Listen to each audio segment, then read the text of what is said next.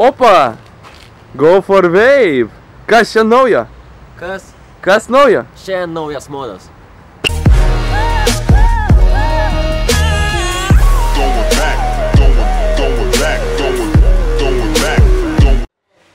Kągi sveiki visi, su jumis Go for Wave ir šiandien su manim setas, kurį reikalauja daugelis žmonių, kaip ir naujokų, taip ir normaliai pagarinusių žmonių, tam skirtą laiką. Ir šiandien pas mus iStick Pico 7.5 vatai.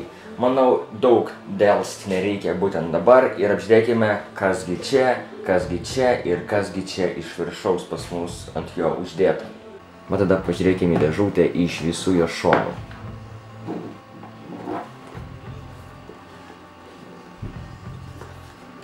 Kągi, dabar žiūrim, kas čia. Čia visa komplektacija, su kuo jis ateina pas mus dėžutėj, bet apie tai viską mes pakalbėsime, kai mes tai viską išimsime ir manau bus patogiau ir geriau viską tai apžiūrėti jums patiems. Visų pirma, tai Melo 3 mini kaitiklis, iStick Pico, papildomas kaitinimo elementas, papildomos tarpinės, USB pakrovėjas ir 2 lapai instrukcijų. Kągi, štai toks setukas, rodo viskas taip sujungta. Čia aišku, mane labai iškart patinka, kad yra toks atsuktuvas, atsukimas, įdėt bateriją štai čia, kuri gulės, bet dabar apžiūrėkime iš kiekvieno šono. Kaip matome, dar neveikia, nes čia baterija neintegruota, o reikia dėti. Čia matome ekraną, čia USB pakrovėja, čia fire button, čia atsukimą, kad įdėt bateriją, iš kitos pusės nieko nėra, iš čia matome pliusą ir minusą ir čia matome angas, kad mūsų baterija nebūtų visai karšta ir kad galime būtų ją atšildyti. Kągi, manau tiek, dar pažiūrėsime į piną, kol visgi iš čia gražus pas mus. Kai matome, pinas automatinis, reiškia prisireguliuoja pagal kaitiklį. Taip pat nebūtinai visą laiką turėti Melo kaitiklį, galim naudoti šitą modą ir su kaifūnais, ir su grifinais, ir su kuom tik įmanoma. Tai kad, aišku, turi būti kaitiklis ne per didelis, 22 mm, kadangi jeigu bus 24 mm, gali netyčia netilpti štai čia. Bet mes dabar ir pabandysim užsukti grifiną 25 mm. Kai matome štai, neužsisuka, tai reiškia, kad kaip ir minėjau, galima 22 mm kaitikliukus, o jeigu pas 25, tai reiškia šitas boksas ne jums.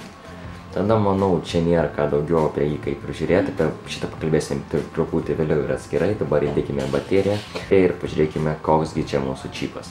Kągi, štai atsukau šitą dalykėlį, kur reikia dėti bateriją, kai matome apačioj pliusas, reiškia pliusų dedame į apačią ir dabar šitą viską užsukame štai tokiu būdu. Boksas jau pats pradėjo veikti, kai matome netgi 75 vatai ant tokio mažo aparato, kas yra iš tiesų labai gerai. Aišku, mygtukai nelabai patogioj vietoj, kai matome spaudžiam minusą, spaudžiam pliusą, pažiūrėkime tada jo visas galimybės. Spaudžiam pliusą ir fire button. Nieko nesidaro, minusą ir pliusą, still on, čia reiškia, kad jūsų ekranas neveis, kada jūs bandysit garinti. Šitą mes geriau išjungime, bandom 2 mygtukus vienu metu, lock, čia praktiškai kaip visi iLeaf produktai taip pat daro, bandom tada 1, 2, 3, 4, 5 išsijungia, 1, 2, 3, 4, 5 įsijungia, 1, 2, 3 VTouch, 1, 2, 3. Galima tada dabar pasirinkti temperature M1, memory čia yra, čia TCR funkcija, dabar stainless steelas, titanas ir nikelis. Aišku, yra ir bypassas, čia yra mech modas. Kągi, einame ant VTouch ir viskas. Ir tada dabar galim tada pažiūrėti į mūsų kaitiklį plačiau, kadangi boksą mes kaip ir apžiūrėjome, čia baterija, čia jo pavadinimas, čia plius, čia minus, kaip ir viskas aišku, USB taip pat galima krauti, galima ir krauti per pakrovėją, nėra jokio skirtumo, bet jį yra USB, čia krauname per USB. Bet pažiūrėkime plačiau į mūsų štai šitą kaitikliuką iLeaf Melo 3 mini. Vis pirma tada išardykime šitą kaitikliuką per jo visas dalis. Čia išimamas drip tipas, irgi tarpinės aš matau jau geras. Dabar atsukime mūsų viršutinį kepą. Taip pat čia ir vyksta mūsų visas įpilimas, čia top feelingas, matome jį štai šičia, galima pilt kaip ir čia, taip ir čia. Čia matome mūsų chimney, pro kurį išeina visi garai nuo coil heado. Čia nėra RBA bazės, negalima susikurti niekas savo, viskas kas yra, tai yra pas mus štai tokie coil headai. Kai matome, šitas coil headas yra ant 0,3 ohmų, reiškia, kad jis tempia nuo 30 iki 80 W, nors šis modas yra 75 W, na, bet šitą kaitinimo elementą, manau, galim nutraukt ant kitų kaitiklių, tokių kaip Atlantis, pavyzdžiui. Galima jį atsukti. Štai toks kaitinimo elementas, kai matome, nėra labai didelių juice channelių ant pačio kaitinimo elemento. Taip pat, kaip jūs ir anksčiau matėte, yra dar vienas papildomas. Šitas kaitinimo elementas yra daug galingesnis, čia yra 0,5 ohmų ir jis tempia nuo 30 netgi iki 100 W. Kai manau, čia galbūt koks Claptonas arba dar kažkas. Ar nežinau, nenoriu jo ardyti, tegul jis čia guli savo kaip ir guli, bet, kai matome, yra į ką ir yra kur ir kaip pakeisti. Kągi, tada čia matome irgi mūsų yra pinas, kuris šokinėja. Tai čia gerai galim pritaikyti ant daug ko, bet kaitiklio ant mech modo garint tikrai nesiūlau. Kągi, maždaug štai toks aparatas, čia apačioje matome Airflow ir to mes pažiūrėsime, kaip jis veikia. Labai panašiai kaip ir AIO, nežinau kodėl, turiu čia vieną AIO. Ir taip pat matome Airflowas čia didinamas štai čia sukimais. Tai taip pat ir čia panašia labai funkcija. Čia nėra, ta prasme, tų tokių kaip skylių, kai matome daugiausiai ir tą kaitiklio arba šiaip kaitikliuko. Tiesiog sukinėjais ir nuo to pas mūsų sumažėja arba sudidėja Airflowas. Kągi top feelingas, šį galima užsukti. Ir sudeda mūsų direktyvas. Manau, dabar būtų šiaip labai fainai, kaip man taip ir jums pabandyti pagarinti jį, kadangi, manau, perkame kaitiklio dėl šito, kad būtų geras skonis, kad būtų daug garų, žiūrint, kam to reikia, kam to nereikia dėl tų garų, bet skonis geras turi jaustis visiems ir tai jau yra tikrai. Tai tada dabar pabandome užpilti čia kokią nors gero, skanaus skysčio ir bandysim jį pagarinti. Kągi, kaip ir minėjau, tai laikas pripilt mūsų tanką skysčių. Paimsim labai nesveiko skysčio. Labai skanaus, pripildysim šitą baką.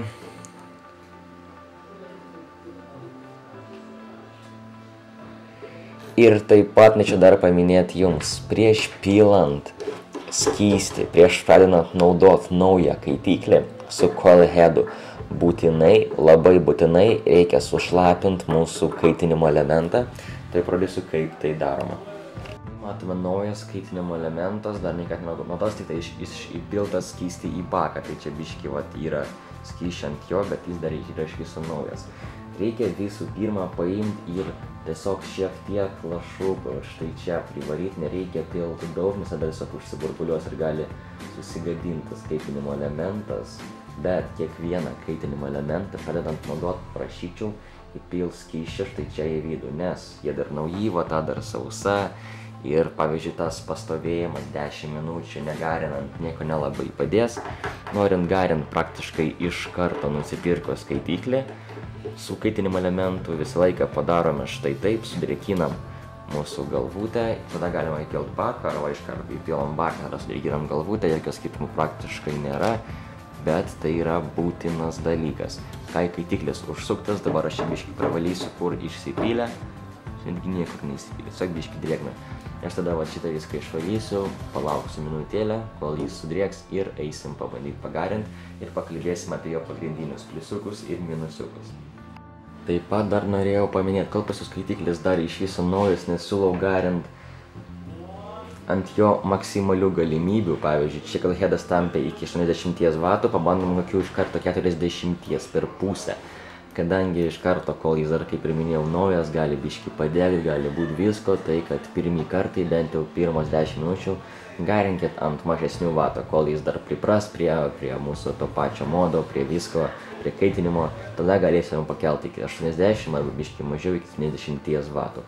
O kol kas tiek užtenka, kol jis dar yra naujas. Kągi, mano nuomonė, tai tiesiog wow. Ką tik pabandžiau aš į pirmą kartą gyvenime tokį mažą setuką ir man labai patiko. Galvoju, kad čia tik man, daviau savo draugams, jiems irgi labai patiko, nežinau, garų tikrai nemažai.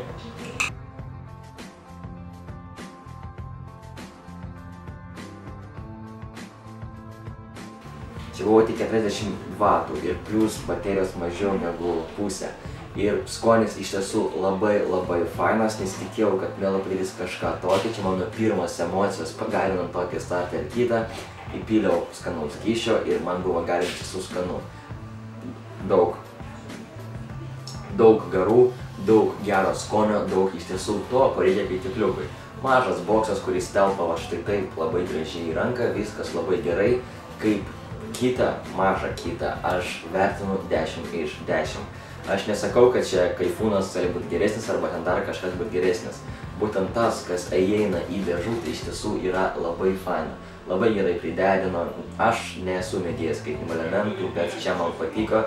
Taip pat, kas dar gerai, kad čia nėra integruota baterija. Baterija gali 2 baterijas ir galima garinti 3 dienas ir nesausiu jokios galvos. O kai baterija buvo integruota, iš ekrano reikėjo ieškoti lizdo, kur galima pakrauti per USB, kuris čia yra.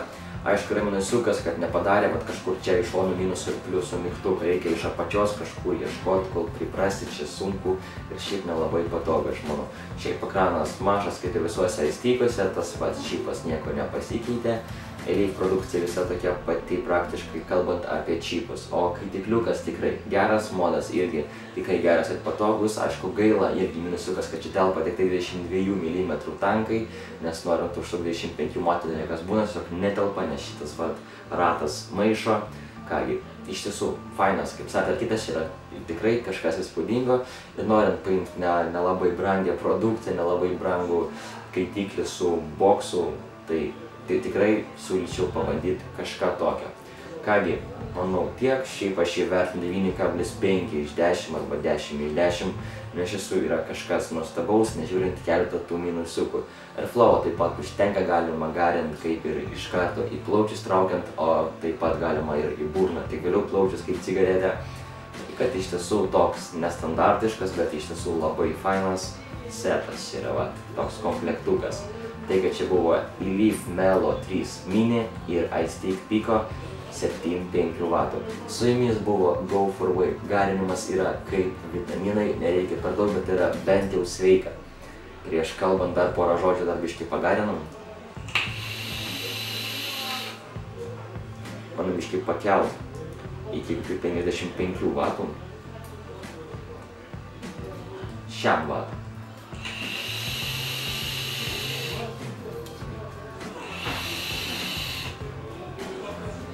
Nepamirškit statyti laikus, rašyti komentarus ir paspausti subscribe mygtuką, būsiu labai dėkingas ir esu, kad tai jau darot.